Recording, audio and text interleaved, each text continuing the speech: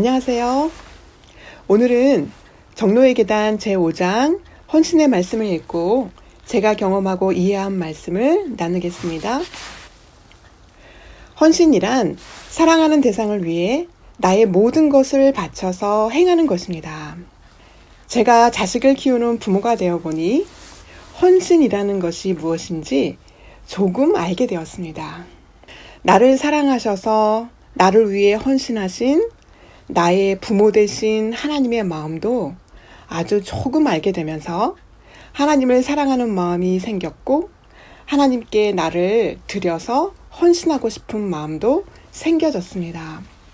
하나님의 사랑을 전혀 알지 못하고 하나님을 사랑하지도 않는 사람들에게 금전이나 시간을 바치라는 헌신을 하라고 하면 참 고민이 될 것입니다.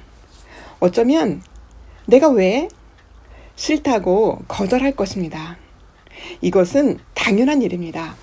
하나님의 사랑을 50% 정도 알고 50% 정도 하나님을 사랑하는 사람은 50%의 금전과 시간을 하나님께 드릴 수 있을 것입니다. 그러나 하나님께 전부를 드리라는 요구를 받게 된다면 주춤하게 되고 뒷걸음질 하면서 하나님은 나에게 너무 많은 것을 요구하시네. 전부 다 드리는 것은 좀 힘들어요. 나도 먹고 살아야지요. 여행도 가고 즐기기도 하고 하나님께 다 드리면 난 거지가 되잖아요. 내 자식 교육은 어떻게 시키라고요? 이렇게 말할지 모릅니다. 하나님께서 요구하시는 헌신이 무엇인지 정확히 잘 모르면 이렇게 반응할 것입니다. 예수님을 찾아왔던 부자 법관도 하나님이 요구하시는 헌신이 무엇인지 잘 몰랐기 때문에 이렇게 반응하면서 예수님을 떠나게 되었습니다. 하나님께서 우리에게 요구하시는 헌신은 무엇일까요? 성령님께서는 우리의 형편을 이렇게 말씀하셨습니다. 정로의 계단 43쪽에 보면 허물과 죄로 죽었던 너희 온 머리는 병들었고 온 마음은 피곤하며 성한 곳이 없다. 우리는 사단의 올무에 단단히 붙들어 매인 바 되어 그 뜻을 쫓아 그에게 사로잡힌 자이다. 죄로 사단의 노예가 되어 병들어 죽게 된 사람들에게 하나님께서 무슨 기대를 하시겠어요? 제가 부모가 되어 보니 병든 자식에게 아무것도 시키고 싶지 않습니다. 병을 치료하고 낫는 것밖에 바라는 것이 아무것도 없습니다. 우리의 부모된 하나님께서도 우리에게 바라시는 것은 영적으로 병든 몸으로 뭔가 하는 게 아니고 빨리 치료받고 낫는 것입니다. 영과 육과 혼이 죄로 얼룩져 있는 죄의 기록으로 가득 찬 사람들이 하나님께 드릴 것이라고는 죄밖에 없습니다. 가시처럼 나에게 상처를 주고 남에게 찌르고 상처를 주는 죄를 하나님께 드리고 치료받기를 원하십니다. 그래서 하나님께서 우리에게 요구하시는 첫 번째 헌신은 죄를 드리는 헌신입니다. 죄된 마음 전부를 드리는 헌신입니다.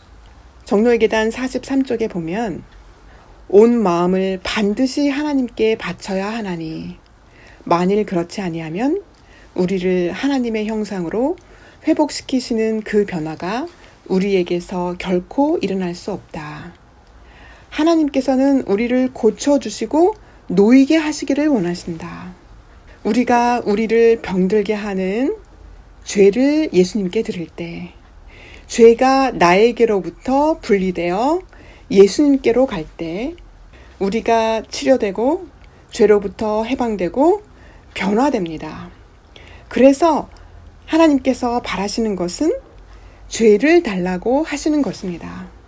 그런데 나의 손과 발만 드리면 손과 발, 행동으로 지은 죄만 드리면 손과 발만 용서받고 깨끗하게 될 것입니다. 입에 있는 말로 지은 죄만 드리게 된다면요. 입만 깨끗하게 될지 모르겠어요. 눈에 있는 눈짓으로 지은 죄만 드리게 된다면 눈빛이 깨끗해질지 모르겠어요. 그러나 전 존재가 변하지는 않습니다. 샘의 근원인 마음이 깨끗하지 않기 때문입니다. 그래서 하나님께서는 손과 발, 입, 눈 이것뿐만 아니라 온 마음, 나의 죄된 전 존재를 몽땅 다 주라고 하십니다. 전 존재를 몽땅 다 드릴 때 하나님께서 몽땅 용서해 주시고 깨끗하게 해주셔서 하나님의 형상으로 재창조해 주십니다. 새로운 피조물이 되게 하십니다. 사단의 속박에서 완전히 해방되게 하십니다. 바로 이때 두 번째 진짜 헌신을 하게 됩니다. 모든 죄를 예수님께 드려서 비워진 통로가 된 사람들은 하나님이 거하시는 성전이 되고 이웃에게 복음을 전하는 하나님의 사업에 하나님의 통로가 되어서 하나님께서 사용하십니다. 정로의 계단 45쪽에 보면 예수님께서 마음 안에 거하실 때에 심령은 그의 사랑과 그와 함께 교통하는 기쁨으로 충만해져서 그가 그리워서 따를 것이다. 그를 명상하는 가운데 자신을 잊어버릴 것이다. 그리스도에 대한 사랑이 모든 행동의 원동력이 될 것이다. 죄를 몽땅 드리는 첫 번째 헌신을 하지 않고 복음을 전하고 이웃사랑 실천을 하고자 하는 두 번째 헌신을 할 수 없습니다. 왜냐하면 죄가 있는 마음에 예수님께서 계실 수 없고 예수님께서 거하시지 않는 마음에서는 동정심과 진정한 사랑이 흘러나올 수 없기 때문입니다. 그리고 예수님을 사랑하는 마음만이 이웃에게 선을 행하고자 하는 원동력이 되기 때문입니다. 나를 하나님께 바친다는 것은, 나를 하나님께 드리는 헌신은 죄된 전 존재, 나의 온 마음을 하나님께 드리는 것입니다. 하나님께서 나를 새로운 피조물로 빚어주시도록 나를 맡겨드리는 것입니다.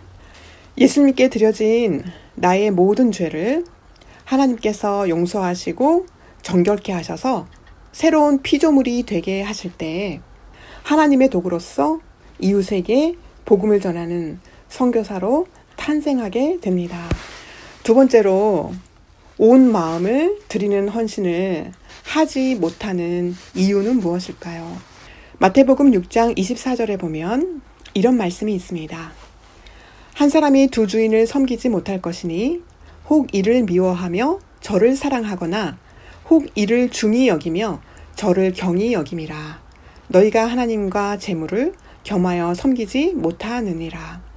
우상이 나의 마음을 차지하여 내 안에서 나의 경배를 받고 있는데 하나님께서 내 마음에 어떻게 계실 수 있겠습니까? 우상에게 내 마음을 바치고 있는데 어떻게 하나님께 온 마음을 드릴 수 있겠습니까? 교회에 열심히 다니고 하나님을 믿는다고 하는 대부분의 사람들이 나는 우상을 섬기지 않는다고 생각합니다. 겉으로 보여지는 석상이나 목상, 신상에게 경배하거나 섬기지 않을지라도 마음속에 은밀하게 나의 많은 시간을 들여 섬기고 있는 우상이 있을 수 있습니다. 마음속에 우상을 섬기면서 나누어진 두 마음으로는 하나님을 찾지도 만나지도 헌신할 수도 없습니다. 이레미야 29장 13절에 보면 너희가 전심으로 나를 찾고 찾으면 나를 만나리라 하고 말씀하십니다. 우리는 전심으로 하나님을 찾지 못하게 하는 내 안의 우상이 무엇인지 정확하게 알아야 하고 그 우상은 반드시 버려야 합니다. 구약시대에 하나님을 믿는 이스라엘 백성들이 신상, 목상, 석상을 만들어 놓고 우상을 숭배하였습니다. 하나님께서 그들을 사랑하시지만 함께 하실 수 없으셨습니다. 그들이 하는 전쟁에 개입하지 않으셨습니다. 그러나 그들이 고통 중에 회개하면서 우상을 제거하고 개혁을 했을 때 하나님께서 전쟁에 승리하도록 그들과 함께 하셔서 역사하시는 일들을 우리가 말씀에서 볼 수 있습니다. 오늘날 우리의 삶에서도 우상을 포기하는 삶의 개혁이 일어날 때 하나님께서 우리와 함께 계시고 우리의 삶에 역사하셔서 놀라운 경험을 할 수 있게 하십니다. 세 번째로 우리가 가지고 있는 우상은 무엇일까요? 요한일서 2장 15절과 16절에 이렇게 말씀하셨습니다. 이 세상이나 세상에 있는 것들을 사랑치 말라.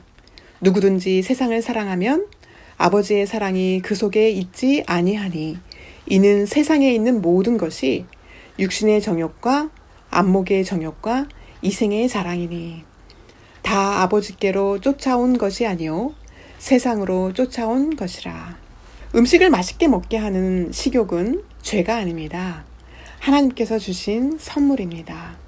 그러나 나의 몸을 병들게 하고 망가지게 하고 우리의 정신을 흐리게 하는 그런 음식을 탐하는 변질된 식욕은 버려야 하는 분명한 우상입니다. 먹기 위해 사는 사람들, 식욕이 우상인 사람들에게 사도 바울은 빌립보서 3장 19절에서 이렇게 경고합니다.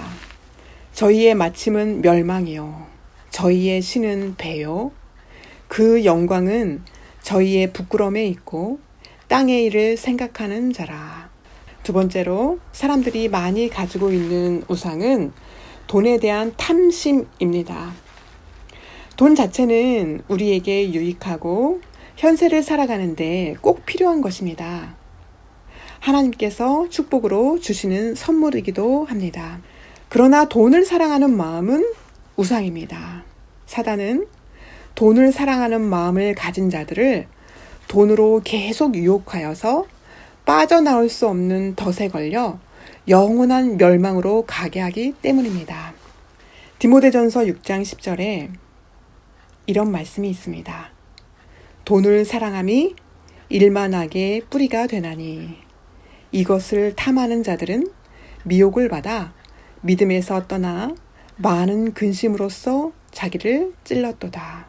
골로새서 3장 5절에 탐심은 우상 숭배니라 라고 분명하게 말씀하십니다. 하나님께서는 사람들이 배우고 연구하여서 사람들에게 유익하게 하고 하나님의 자녀로서 하나님께 영광이 되는 일을 하는 것 기뻐하십니다. 그러나 공부를 하고 학위를 얻고 좋은 직업을 갖고 높은 직위에 올라가는 명예를 얻고자 하는 목적과 동기가 하나님의 영광과 다른 사람의 유익을 위한 것이 아니라 나를 드러내고 나를 높이고 자기 과시의 정신으로 나의 영광만을 위한 것이라면 그것은 우상입니다. 명예욕은 사람을 교만하게 만들어서 하나님의 지식을 멸시하고 하나님을 떠나게 할 것이기 때문입니다. 네 번째로, 그러면 이 우상을 어떻게 포기하여 버릴 수 있을까요?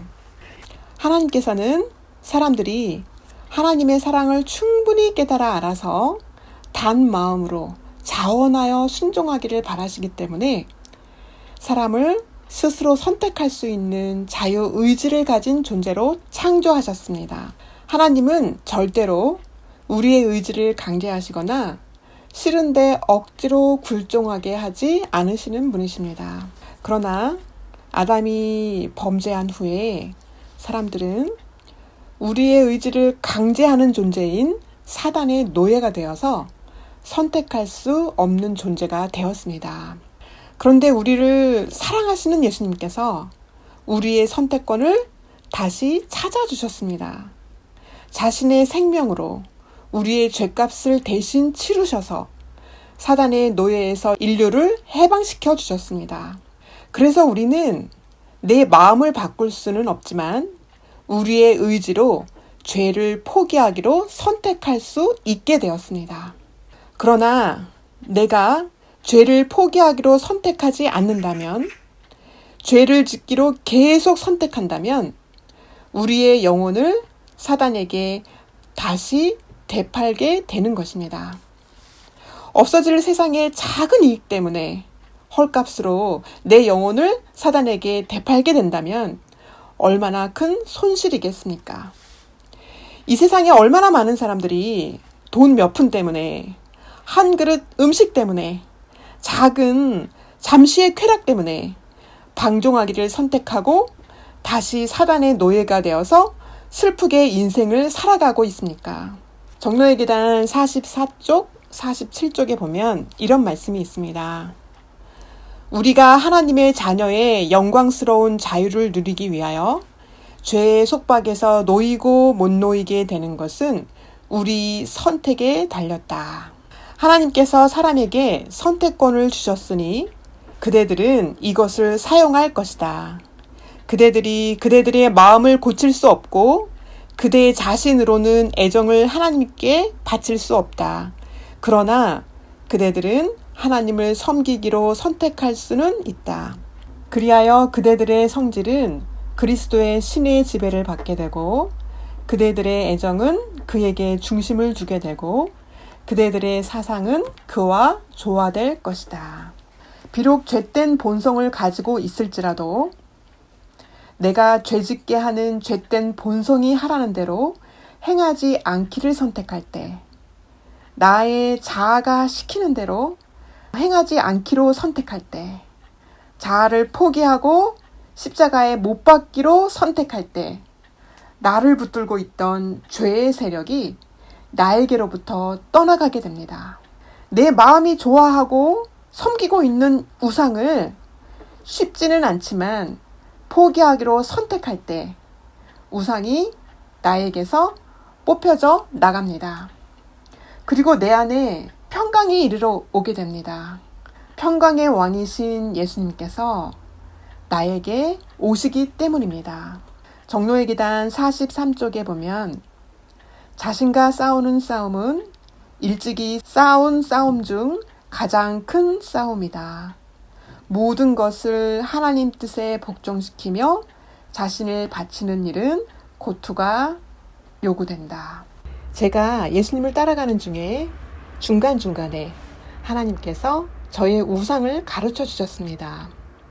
어떤 우상들은 쉽게 포기되는가 하면 어떤 것은 정말 몇 달을 자아와의 심한 투쟁을 한 후에 포기된 것도 있었습니다. 돈에 대한 우상을 포기한 이야기는 제가 지난번 간증에 자세히 말씀드렸기 때문에 이 시간에는 사람들이 제일 버리기 힘들어하는 자식에 대한 우상을 버리게 된 이야기를 나누고자 합니다. 자식이 내 소유가 아니고 하나님의 소유라는 것을 머리로는 인정하지만 그래도 세상에서 그럴듯한 학교를 다니고 좋은 직업을 갖게 되기를 바라는 것이 모든 부모의 바람이고 소원입니다. 왜냐하면 자식을 사랑하기 때문이기도 하지만 자식은 부모의 영광이기 때문에 자식이 잘되고 못되는 것은 부모의 체면과도 연관되어 있기 때문입니다. 제가 말씀을 보고 예수님을 알아가면서 세상에 대한 헛된 꿈이 포기되었고 제가 제 아이들에게 바라는 소망은 아이들이 하나님을 알고 만나서 생명을 얻게 되는 것이었습니다. 그러던 어느 날 첫째 아이가 학교 졸업을 앞두고 방학이 되어 집에 내려와서 취업하기 위해 원서를 쓰고 있을 무렵이었습니다. 교단 안에 있는 학교에서는 5년째 영어 교사를 채용하지 않았고 그 무렵에도 교사 티오가 없었습니다. 그래서 제가 고심하다가 하나님 어떡해요? 세상 학교라도 가야지요. 세상 학교 가서 복음을 전하는 선생님이 되면 되잖아요. 이런 나의 생각으로 큰 아이를 주변에 있는 일반 학교에 원서를 쓰도록 권했습니다. 그런데 하나님의 계획은 저의 생각과는 달랐어요. 하나님께서는 제 아이를 사랑하셨고 구원하시고자 하시기 때문에 제 아이를 위한 계획을 따로 가지고 계셨어요. 하나님 보시기에 그 당시 제 아이가 하나님을 아직 만나지 못했고 믿음이 튼튼하지도 못하고 세상에 휩쓸릴 것을 아시고 모든 것을 막으셨어요. 이것도 안 되고 저것도 안 되고 이렇게 일을 하셨어요. 제가 너무 힘들어서 밥이 안 들어가더라고요. 그때 큰아이가 엄마를 신뢰하고 엄마가 믿는 하나님을 믿고 조금씩 따라오고 있었거든요. 하루는 엄마가 믿는 하나님 살아계신 거 맞아? 왜 나를 도와주시지 않는 거야? 하고 울었을 때 제 가슴이 무너져 내렸어요. 그래서 저도 밥도 못 먹고 잠도 못 자고 하나님 도와주셔야죠. 그래야 저 아이가 제가 믿는 하나님을 더 믿을 거 아니에요. 여러 날 이렇게 기도했지만 아무 응답이 없었어요. 참 답답했어요. 정말 힘든 시간을 보냈어요.